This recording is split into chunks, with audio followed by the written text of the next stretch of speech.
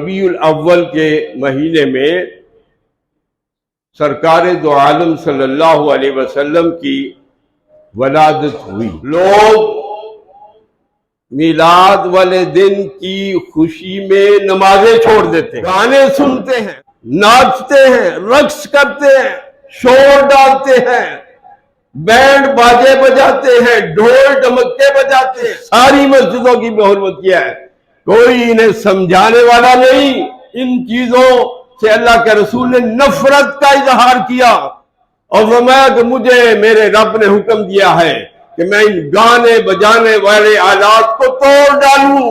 ہم نے کلمہ کس کا پڑھا ہے؟ جس کا کلمہ پڑھا ہے بات تو اس کی ماننی ہے، سیرت تو اس کی اپنانی ہے، اسوہ حسنہ تو اس کا ہے۔ اگر اللہ اور اس کے رسول کے حکم کے خلاف کوئی حکم دے تو وہ نہ مانو، یہ اللہ کا حکم ہے۔ جہاں اللہ کے رسول نے اپنی پوری زندگی گزاری وہاں تو جشن میلاد کوئی نہیں ہے۔ دن نبی کا منانا اور کام وہ کرنے جن سے انہوں نے منع کیا، وہ گانے سننے کا حکم دیا تھا اللہ کے رسول نے، اور یا تم سپیکر لگا کے گانے سنائے جاتے ہیں، اور پھر مسجدوں کی بے حرمتی کی جاتی ہے۔ مسجد میں نماز ہو رہی ہے اور باہر ڈیک لگے ہوئے ہیں اور اونچی اونچی آواز سے شور و گل ہو رہا ہے، بینڈ بج رہا ہے، شور مچایا جا رہا ہے۔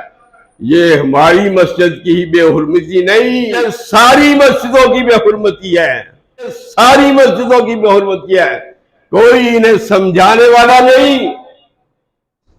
مجھے کئی دوستوں نے بتایا کہ جب پاکستان نہیں نہ بنا تھا، یہ ہندوستان تھا نا، تو ہندو سکھ وغیرہ جب کوئی تقریب کرتے تھے نا، مسجد کے پاس آتے تو سب کچھ وہ بند کر دیتے، اتنا احترام وہ کرتے مسجد کا۔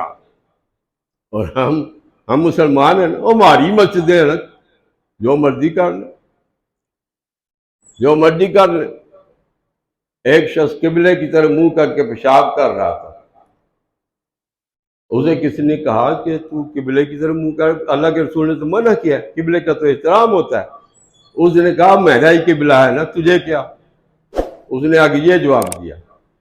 تو یہ جہالت ہے، یہ حماقت ہے، اپنی بات کو تسلیم نہ کرنا غلطی۔ پھر نبی پاک صلی اللہ علیہ وسلم کا دور گزرا، ان کے خلیفہ بنے، خلفائے راشدین آئے، حضرت ابوبکر آئے، حضرت عمر فاروق آئے، حضرت عثمان غنی آئے، حضرت علی آئے۔ چاروں خلفاء کے دور وہ 30 سالوں پر محیط ہے، 30 سالوں پر خلافت کا دور محیط ہے۔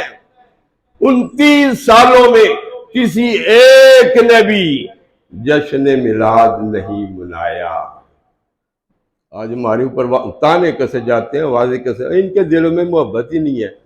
میں یہ بتا رہا ہوں کہ جنہوں نے یہ کام نہیں کیے تھے، اور وہ تو اللہ کے محبوب لوگ تھے، وہ تو اللہ کے محبوب لوگ تھے، ان پر کیا فتویٰ لگاؤ گے؟ انہوں نے تو یہ کام، یہ کچھ نہیں کیا تھا، یہ کچھ نہیں کیا۔ 12 ربیع الاول تو وہ تھی جب فاطمہ رو رہی تھی، عائشہ رو رہی تھی، نبی کی ازواج رو رہی تھی، نبی کے صحابہ رو رہے تھے، اور ہم خوشیاں منا رہے تھے۔